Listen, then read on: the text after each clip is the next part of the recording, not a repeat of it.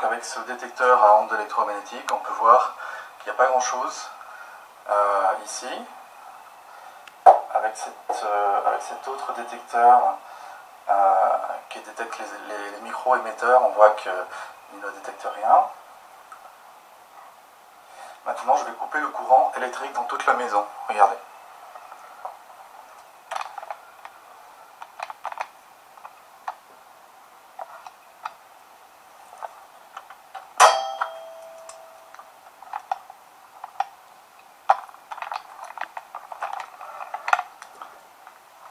Voilà.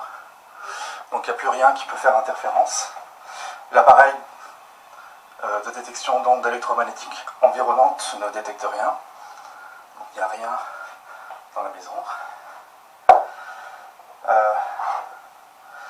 Le détecteur à émetteur ne détecte rien. Et maintenant nous allons faire une petite expérience. Je vais le pointer sur la peau de mon crâne dans une direction qui correspondrait à une direction d'émission de quelque chose.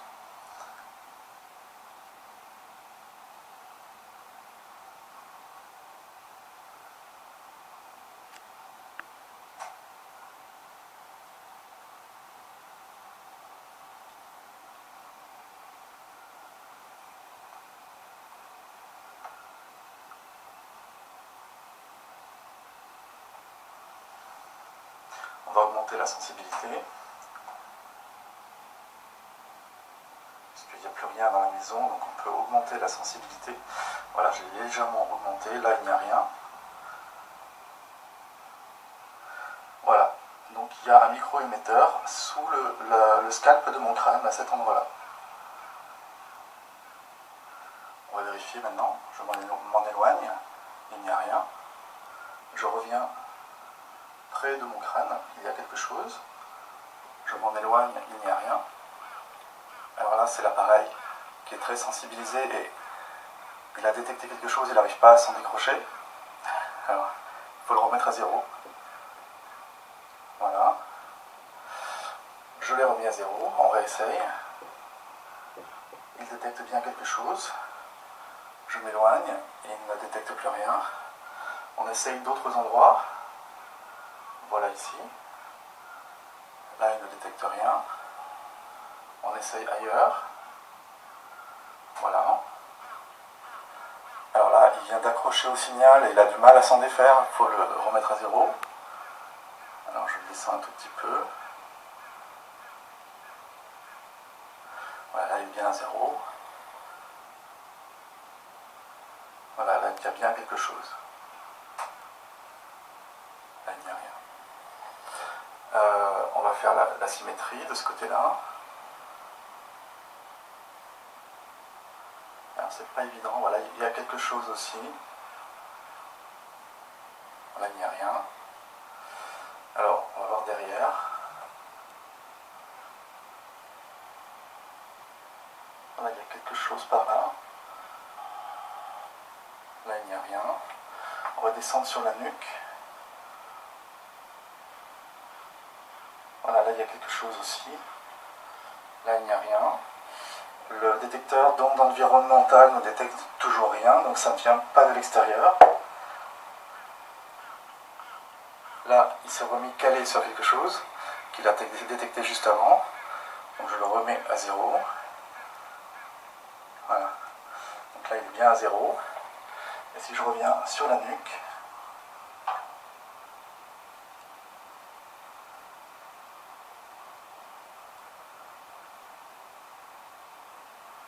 c'est pas évident. Il y a une question d'orientation aussi. Les puces implantées sont implantées dans une certaine position. Elles n'émettent que dans une direction. Et en fait, ça fonctionne comme des puces qui sont dans les téléphones portables.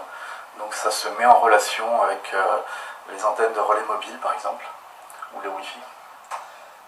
Donc c'est bien directionnel.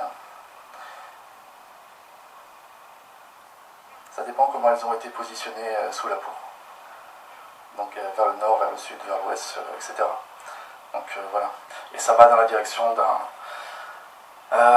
d'une antenne relais mobile ou quelque chose comme ça, qui permet en fait de se connecter sur le corps humain et d'envoyer des signaux bien précisément dans les organes voulus. Ça permet aussi de faire un peu comme du motion capture, c'est-à-dire avoir des marqueurs positionnés à des endroits bien précis, et ça permet de vérifier la position en 3D dans l'espace du corps humain de la personne en temps réel. Donc on sait, grâce à ces capteurs à distance, si j'ai ma tête tournée vers le nord, vers le sud, légèrement vers le haut, légèrement vers le bas, si je suis à la verticale ou à l'horizontale, ma position est connue en temps réel au micron près. Voilà. Donc là, il n'y a rien. Je reviens à nouveau ici. Donc c'est pas évident d'avoir la bonne position, le bon angle. Et il faut que ça émette quelque chose. Alors comment fait-il pour émettre? Eh bien en fait il emmagasine de l'énergie qui lui est envoyée par rayonnement micro-ondes. Donc cette énergie il l'accumule comme s'il avait un condensateur et il fonctionne toute la journée de manière autonome. Donc il envoie des signaux par rapport à ce qu'il mesure à l'intérieur du corps et du cerveau, il envoie des signaux sur l'état du fonctionnement cérébral. Donc comme ça on peut savoir monitorer en direct le fonctionnement cérébral d'une personne, mais on peut aussi envoyer des signaux sur ces puces pour qu'il envoie des signaux bien précis à l'intérieur du corps, des organes et du cerveau, pour l'influencer, pour le manipuler. Et éventuellement pour lui créer des attaques, des mutilations, des tortures, etc. Donc là, je vais remonter la sensibilité.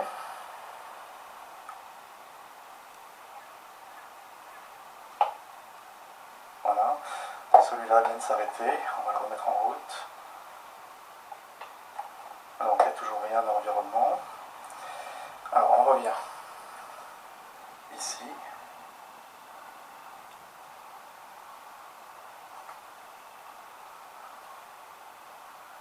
Ah, c'est pas facile.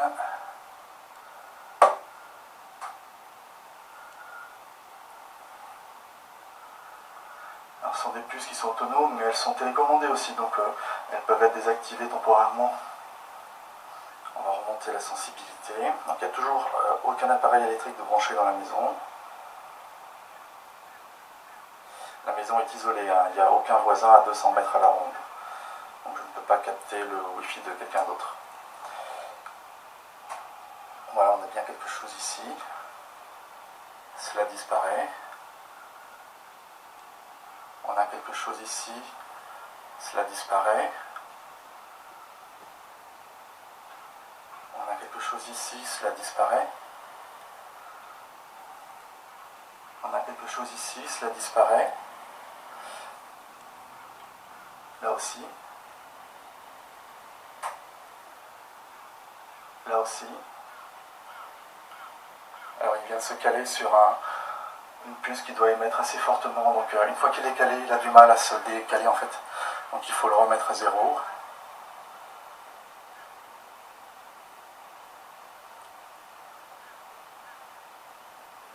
Voilà. Donc je refais celle-là. Voilà. On semble d'accord. On va essayer de voir ailleurs. Je ne peux pas promettre que je vais trouver quelque chose ailleurs parce que c'est très compliqué. Normalement un réseau corporel local, parce que ça s'appelle comme ça, c'est un réseau corporel local. Les puces sont toujours placées au même endroit. Donc c'est au sommet du crâne, à l'arrière, la nuque, sur les côtés, sur le devant. Et puis ensuite c'est censé être mis sur les membres. Donc après il y a les jambes, l'abdomen, la colonne vertébrale. C'est généralement comme ça que le réseau complet est formé. Mais c'est pas toujours évident de repérer les autres éléments qui pourraient être quelque part. Ça demanderait beaucoup de temps de test. Voilà. Bon, je sais que j'ai quelque chose sur le crâne à plusieurs endroits. Il y en a probablement ailleurs. C'est pas évident que je les trouve. En fait, il faudrait que quelqu'un m'aide, fasse un scan avec l'appareil. Donc là, pour l'instant, je ne peux pas en montrer davantage, mais je sais que je dois en avoir ailleurs puisque je suis attaqué non seulement à la tête, mais aussi au bas-ventre. Donc je dois en avoir ailleurs. Alors ce qui est intéressant, c'est que en se mettant sous des protections métalliques pour faire un blindage, en fait, on se rend compte que les attaques au système nerveux produits par ces puces sont capables de fonctionner, même sous le blindage, même sous une isolation conséquente. Donc ça veut bien dire que les puces sont autonomes. Il y a certaines autres formes d'attaque et de mutilation par micro-ondes qui, elles, se font sans passer par les puces. Elles se font par des tirs aussi fins qu'un laser sur le corps et les organes. Et celles-ci, elles sont bloquées par le blindage. Donc se mettre sous le blindage, en fait, ça évite les attaques en direct, mais ça n'évite pas les puces de fonctionner en autonome. Voilà. Après, on peut utiliser des aimants assez puissants, du genre 3000 Gauss, et on place les aimants à l'endroit où sont placées les puces, et le champ magnétique des aimants, en fait, ça perturbe la puce, elle n'arrive pas à émettre et à recevoir correctement, et donc ça peut bloquer le fonctionnement autonome de la puce, et les attaques, les tortures, les douleurs, etc. peuvent diminuer ou disparaître. Voilà. Donc, à une prochaine fois si j'arrive à en découvrir d'autres. Merci bien.